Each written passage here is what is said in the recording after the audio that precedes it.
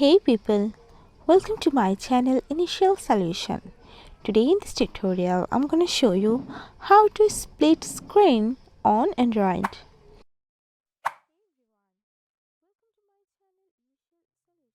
So first of all, choose two apps you wanna use in one time. So if I go for Chrome browser, then if I go for Play Store,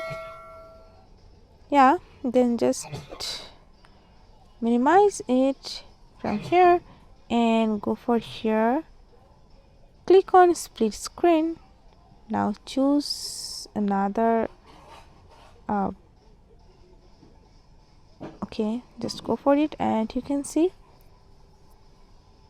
you can use these two applications from here, and you can remove it like this.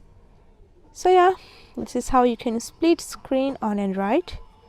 If you found this video helpful, then please like, comment and share, subscribe to our channel, and don't forget to hit the bell icon for more videos.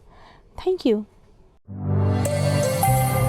This video is sponsored by Zerosoft. Zerosoft offers graphics design, UI UX design, digital marketing and web development. Elevate your brand with Zerosoft today. For more details, check the description box.